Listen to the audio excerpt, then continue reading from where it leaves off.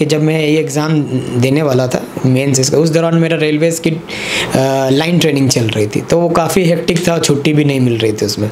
तो बस 5 दिन की छुट्टी में मैंने ये एग्ज़ाम दिया था। प्रीलिम्स की डेट थी, उससे 1 महीना पीछे मैं मान के चलता हूँ कि पेपर जो है वो सेट हो जाना चाहिए, तो उससे 3 महीने पहले का वो मैंने 1-2 बार वो मैंने देख लिया था, ताकि मैं करंट अफेयर्स वो डील कर पाऊँ। जनरल नॉलेज टुडे की ही बुक है इन्वायरमेंट के लिए, और एक और बुक है।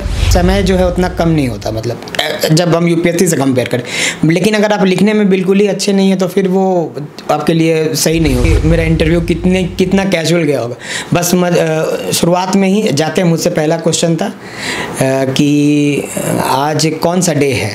तो अब मुझे आदत थी कि डेली मैं उस समय एटलीस्ट, अगर हर वक्त नहीं भी पढ़ पाऊँ तो न्यूज़पेपर में पढ़ता था। Hello everyone, welcome to student. So अभी हमारे साथ हैं आशीष सर, जिन्होंने अभी हाल ही में जो बिहार पीसीएस का रिजल्ट आया था उसमें 33 रैंक के साथ डीएसपी के पोस्ट पर सेलेक्ट हुए। तो आज हम सर की स्ट्रेटजी जानेंगे, क्या टाइम टेबल था और कैसे सर ने प्रिपरेशन की, क्या स्ट्रगल उनकी जर्नी थी, इन सब बातों पर हम डिटेल में बात करेंगे। अभी तक आपने चैनल को सब्सक्राइब नहीं किया तो चैनल को सब्सक्राइब कर लीजिए, इस वीडियो को लाइक करें एंड आपके जो भी क्वेरीज होते हैं आप हमें इंस्टाग्राम एंड फेसबुक पर मैसेज कर सकते हैं।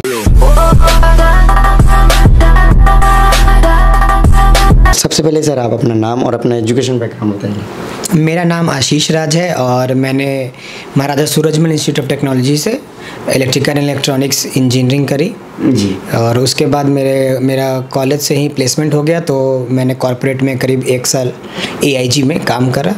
उसके बाद मैंने फिर सिविल सर्विसेज के लिए मैंने जॉब से रिज़ाइन दे दी। ओके, सो सर कितना टाइम हो गया आपको प्रिपरेशन स्टार्ट करते हुए, या फिर कब से प्रिपरेशन करना स्टार्ट किया था और कौन सा एग्ज़ाम दिया, उसके बाद क्या उसका रिजल्ट रहा, जैसा कि आप अभी जॉब में भी हो?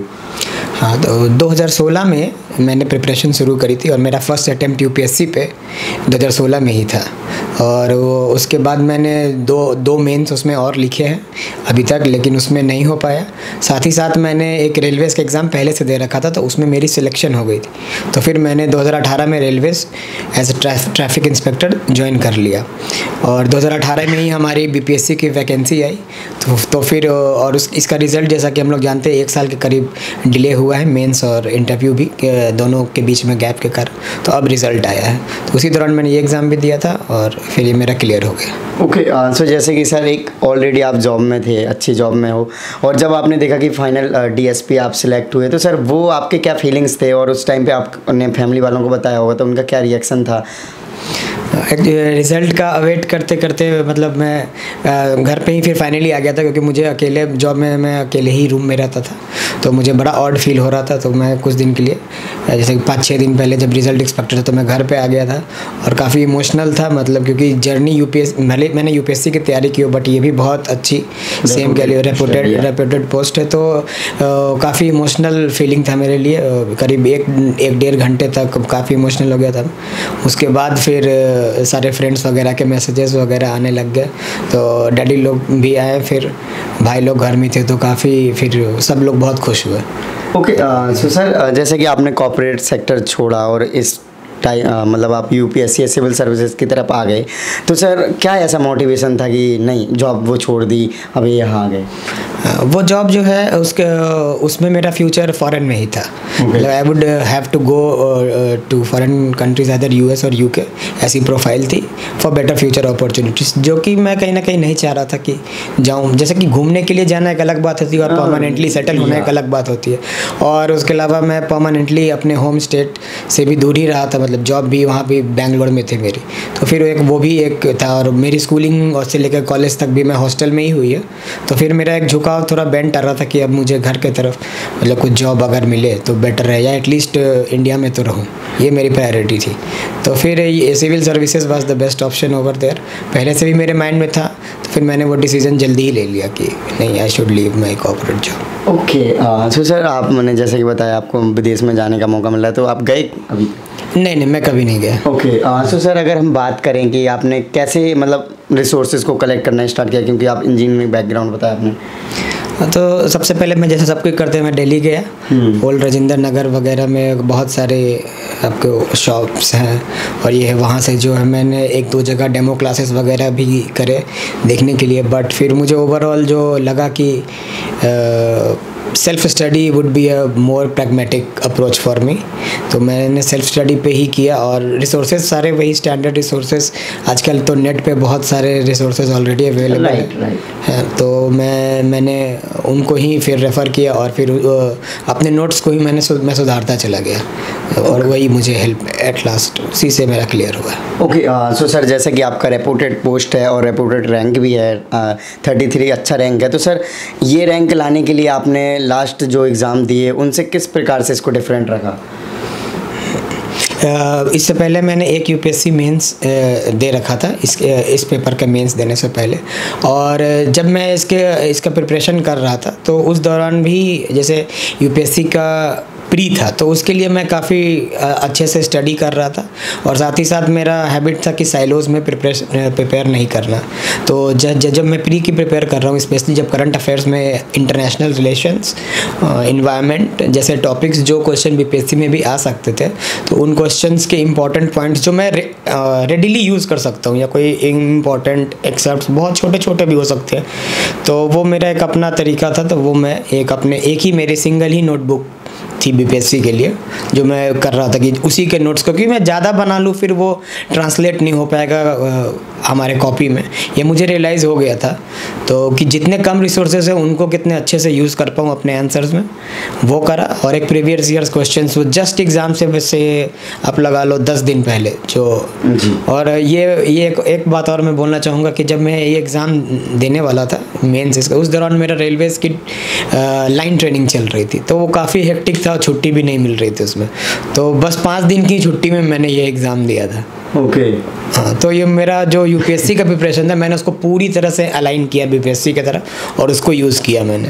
सो कहीं ना कहीं आपको ये नहीं लगा कि सर यूपीएससी और बीपीएससी के लिए कुछ आपको एक्स्ट्रा पढ़ना पड़ रहा है? तो वो क्या एक्स्ट्रा पढ़ना पड़ा आपको? आपने जैसे कि बताया कि प्रीवियस ईयर का ये ले लिया, और क्योंकि बहुत सारे स्टूडेंट्स सेम यही करते हैं, यूपीएससी की तैयारी करते हैं लेकिन स्टेट्स के एग्ज़ाम देते रहते हैं। इसमें एक्स्ट्रा यही करना पड़ा कि प्रीलिम्स में ऑब्वियसली बिहार स्पेसिफिक क्वेश्चंस आते हैं, उनका वेटेज ज़्यादा होता है, वो करना पड़ा। और एक बेंट होता है कि थोड़े different types of who's who जो करंट अफेयर्स में ना पर्सनालिटी बेस्ड क्वेश्चंस जो होते हैं वो थोड़े बीपीएससी में ज़्यादा आते हैं जो हमारे यूपीएससी में नहीं आते। तो उनको कवर करने के लिए जो बहुत सारे यूट्यूब पे भी चैनल्स अवेलेबल है, उनमें से कोई भी एक चैनल को मैंने लास्ट फॉलो कर लिया। उसके अलावा मैं जनरल नॉलेज टुडे का डेली वो 10 क्वेश्चंस देते थे। तो हाँ, जो क्विज़ है बस वो जिस दिन प्रीलिम्स की डेट थी उससे 1 महीना पीछे मैं मान के चलता हूँ कि पेपर जो है वो सेट हो जाना चाहिए, तो उससे 3 महीने पहले का वो मैंने 1-2 बार वो मैंने देख लिया था ताकि मैं करंट अफेयर्स वो डील कर पाऊँ। उसके अलावा मैंने एक्स्ट्रा कुछ नहीं किया। बिहार स्पेसिफिक के लिए अरिहंत की बुक आती है नो योर स्टेट बिहार, उसको मैंने थॉरली किया था, मैप के साथ करा था ताकि कोई भी चीज़ में मुझे कन्फ्यूज़न ना हो। मैप पूरा बिहार का मैप साथ रख के ताकि उसके जोग्राफिकल डिविजन्स कैसे हों, तो उस हिसाब से आपको रेन वगैरह रिलेटेड डेमोग्राफी जितना रिलेशन को रिलेशन कर पाए एक ही मैप में, बड़ा सा मैप उसमें मिलता है, वो मैंने सारे कर रखे थे ताकि डिस्ट्रिक्ट्स की पोजीशनिंग ऊपर नीचे, ताकि आप एक एटलीस्ट गेस भी लें तो काफ़ी एजुकेटेड गेस हो। तो वो मैं मैप हमेशा साथ में रख के उस बुक को मैंने रेफ़र किया। उसी बुक में मैप आता है, तो वो एक मैं ट्रिक वो बताना चाहूँगा। यही था। ओके, सो आपके अकॉर्डिंग एक नया स्टूडेंट्स है, फ्रेशर है और उसको प्रीलिम्स की अकेली तैयारी करने की, उसका प्रीलिम्स निकल जाए बीपीएससी का, तो वो किस तरीके से करे? तो इसके लिए मैं कहूँगा कि सबसे पहले कोर सिलेबस जो है, जो हमारा स्टैटिक्स होता है, पहले वो उस पर ध्यान देते हैं। जैसे कि पॉलिटी के लिए लक्ष्मीकांत कर ले, उसके साथ जितने क्वेश्चंस अटेम्प्ट कर ले उतना बेटर होगा क्योंकि क्वेश्चन अटेम्प्ट करने से क्लैरिटी आती है। उसके बाद इन्वायरमेंट के लिए कोई भी आपको एक बेसिक मैंने जो फॉलो करी वो जनरल नॉलेज टुडे की ही बुक है इन्वायरमेंट के लिए, और एक और बुक है इन्वायरमेंट एंड इकोलॉजी जो मैंने शायद यहाँ पे रखी, हाँ, नीरज नचिकेत सर की है एक, वो भी है।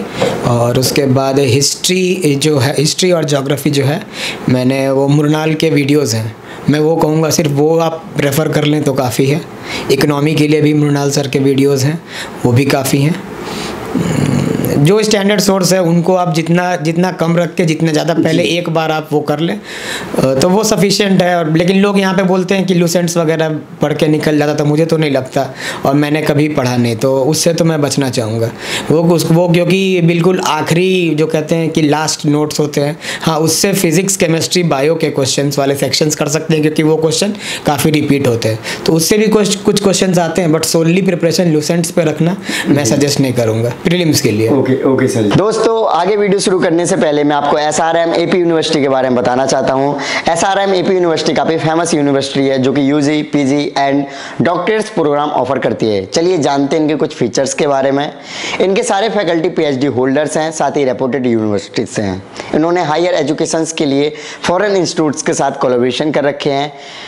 गुड इंफ्रास्ट्रक्चर है, अमेजिंग कैंपस लाइफ है। ये यूनिवर्सिटी आपको तैयार करती है field work, internship and placement के लिए। चलिए अब हम बात करते हैं BSc ऑनर्स कोर्सेज के बारे में जो कि SRM AP यूनिवर्सिटी के द्वारा करवाए जाते हैं। Biology, physics, chemistry, mathematics and computer science जैसे कोर्सेज अवेलेबल हैं। BSc ऑनर्स हर कॉलेज और यूनिवर्सिटी के द्वारा करवाए जाते हैं, लेकिन SRM AP यूनिवर्सिटी के कुछ ऐसे फीचर्स हैं जो कि बाकी यूनिवर्सिटी से इसको अलग करते हैं, जो कि टॉप रीजन्स भी हैं। इनके सारे कोर्सेज उन स्टूडेंट्स के लिए सुटेबल है जो कि हायर एजुकेशन के लिए इंटरनेशनल यूनिवर्सिटीज़ के द्वारा करना चाहते हैं। इनकी एक्स्ट्रा करिकुलम एक्टिविटीज़ आपको तैयार करती है रियल वर्ल्ड प्रॉब्लम्स को सॉल्व करने के लिए।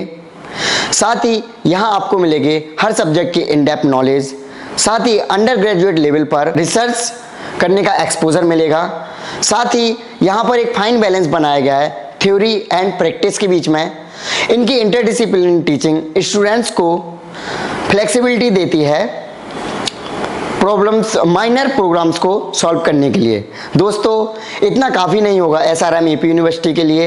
इससे ज़्यादा जानने के लिए इनके वेबसाइट का लिंक वीडियो के डिस्क्रिप्शन में जाकर देख सकते हैं। आपके पास जैसे कि टाइम कम रहता तो आपने मेंस के लिए कैसे तैयारी करी? आंसर राइटिंग भी बहुत इंपॉर्टेंट होती है क्योंकि मेंस में आंसर राइटिंग अगर मैंने उस समय तक मैंने बहुत रिग्रेस आंसर राइटिंग नहीं करी थी, बट शुरू से ही मुझे आंसर्स लिखने मतलब कि थ्रू आउट कॉलेजेस हो गए या स्कूल मान ले, तो मैं आंसर लिखने में काफ़ी अच्छा था, फ्लुएंट मेरी राइटिंग, मुझे ज़्यादा सोचना नहीं पड़ता था। तो मैंने क्या किया, मैंने उस समय तक ज़्यादा ये किया कि बहुत सारे क्वेश्चंस मैंने गो थ्रू किए, और उसके लिए मतलब सपोज कोई क्वेश्चन है तो वो मुझे लिखने में UPSC की बात करूँ, आंसर राइटिंग में UPSC के लिए कर, तो वो 10 मिनट टाइम देके मैं करता था, तो उससे मेरे पास स्पीड बहुत थी।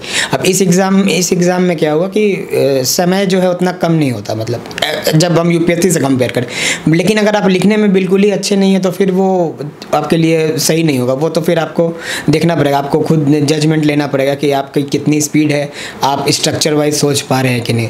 तो चूँकि मैंने जैसे बोला कि मैंने अलाइन किया, तो मेरा स्ट्रक्चर्ड वे ऑफ थिंकिंग था और बहुत सारे क्वेश्चंस मैं देखता था, और उसको मैं बोलता हूँ कि ब्रेन स्टॉर्मिंग कीजिए क्वेश्चंस को कि आप कैसे शुरू करेंगे, इंट्रो क्या होना चाहिए, उसके बाद आप ये पॉइंट्स लिखेंगे। वो जल्दी से लिख लेता था कि हाँ पहले ये रहेगा इंट्रो, फिर इसके बाद ये कंक्लूजन में ये रिपोर्ट या ये कोटिंग डाल दूंगा, ये इतना करता था अगर मैं पूरा नहीं भी किया। और इसके अलावा जैसे मैंने बोला कि प्रीवियस ईयर क्वेश्चंस जो हैं, तो वो प्रीवियस ईयर क्वेश्चंस 3-4 साल का मैं देख के कुछ का आप आइडिया भी लग जाता है आपको कि किस एरिया से क्वेश्चंस आ रहे हैं। तो उन क्वेश्चन को मैंने थॉरली प्रिपेयर किया। प्रिपेयर करना और एक क्वेश्चन देखना, एक टॉपिक को करना, उसमें अंतर होता है। होंगे सर मेंस के लिए आपने?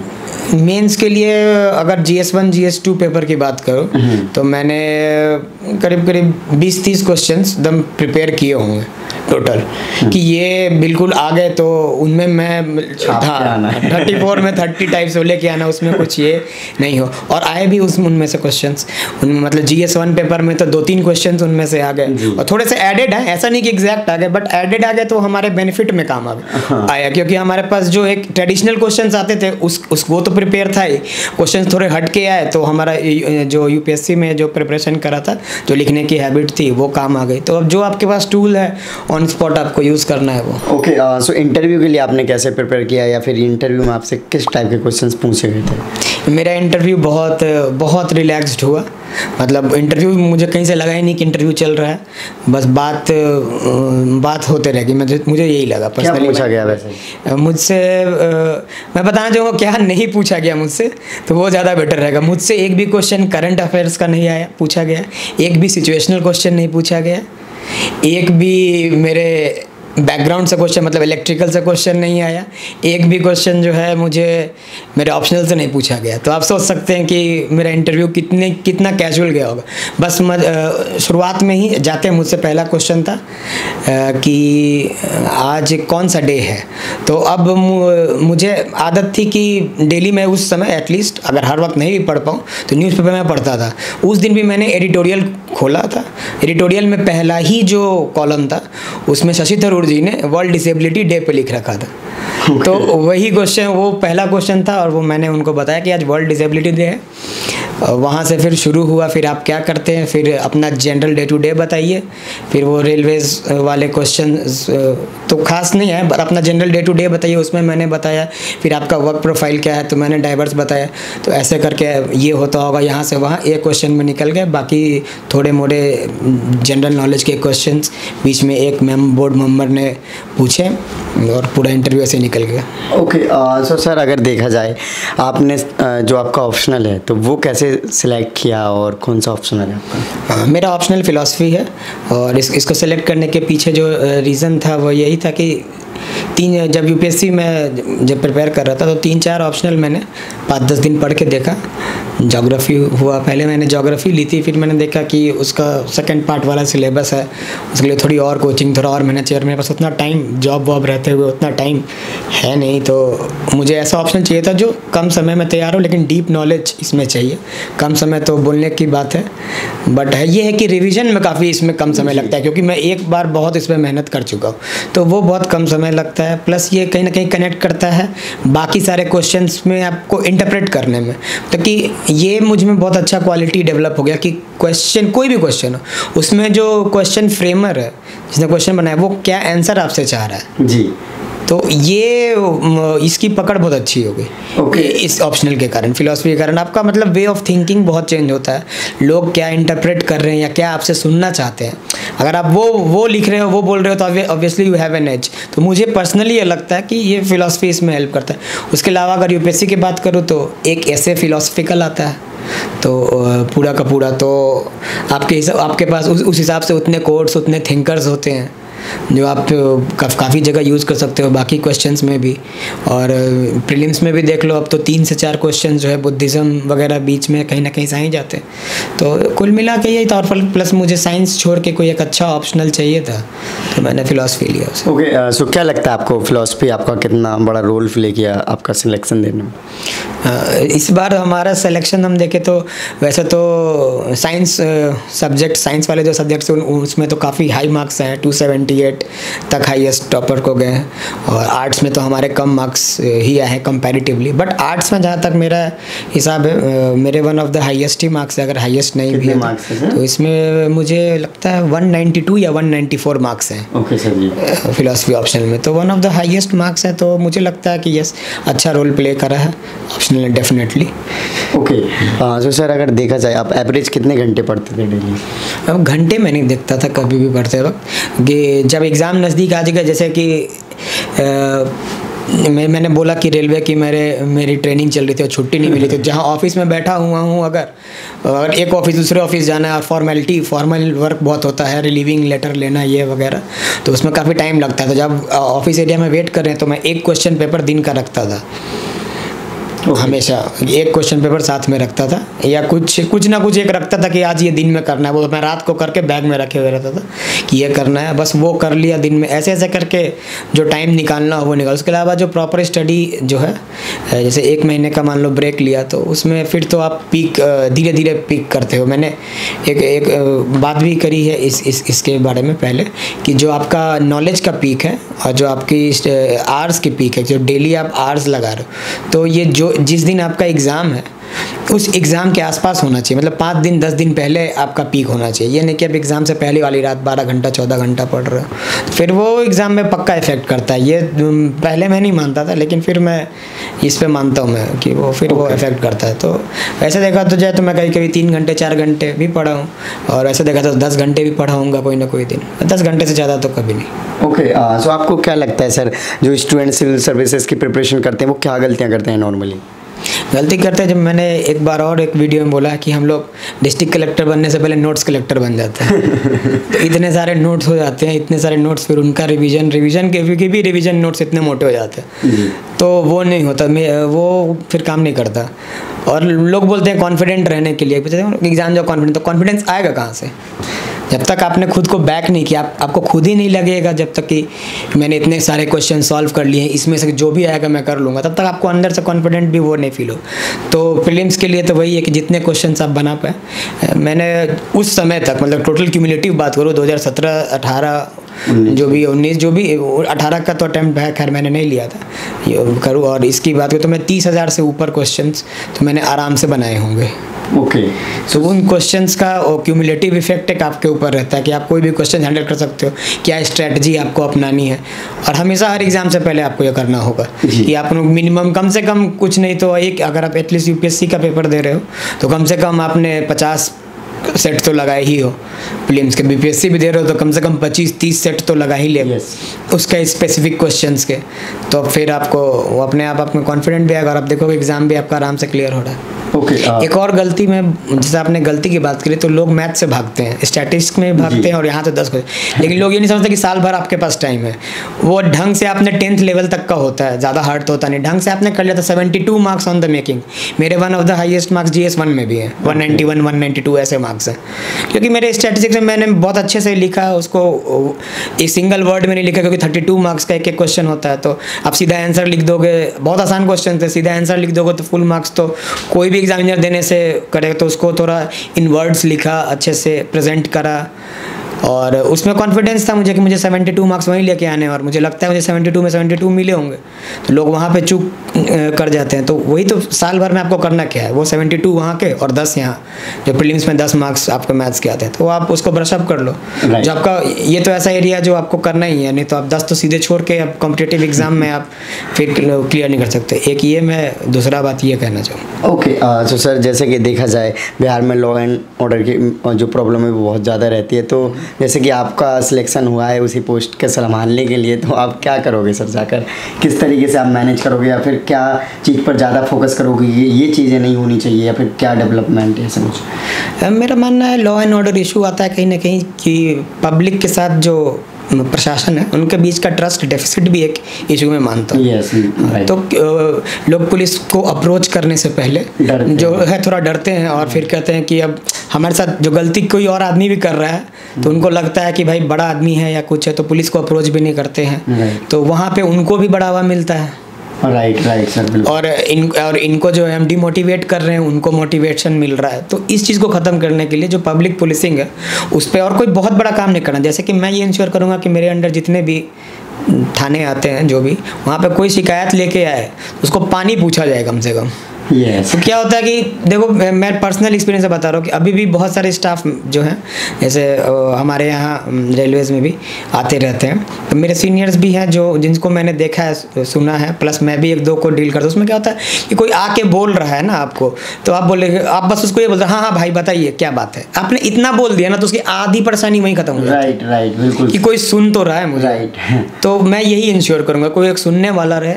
रेलवे में तो बहुत ज़्यादा प्रॉब्लम है सर। हाँ, तो हम पर्सनल लेवल पे जहाँ पे भी जाता हूँ यही बात करता हूँ कि हाँ, और मेरा उसी हिसाब से लोग मुझे जानते भी है कि हाँ, कि आपको अप्रोच तो करना पड़ेगा पीपल से। आपका बिहेवियर आप पर्सनल लेवल पे जितना कर सकते हो, जहाँ जाऊँगा जितने लोग हो पाए वो मैं यही करूँगा। Okay, so thank you so much sir for your lovely message. So guys, देखा आपने कि सर ने अपनी जर्नी को डिटेल में शेयर किया। सर ऑलरेडी जॉब में हैं और उसके बाद भी सर ने इतने अच्छे रैंक के साथ एग्जाम को क्लियर किया। सो आई होप कि आप इनके जर्नी से मोटिवेट हो गए। तो अभी तक आपने चैनल को सब्सक्राइब नहीं किया तो चैनल को सब्सक्राइब कर लीजिए। एंड आपके जो भी क्वारीज होते हैं आप हमें इंस्टाग्राम एंड फेसबुक पर मैसेज कर सकते हैं। इन सभी की लिंक वीडियो के डिस्क्रिप्शन है। जय हिंद।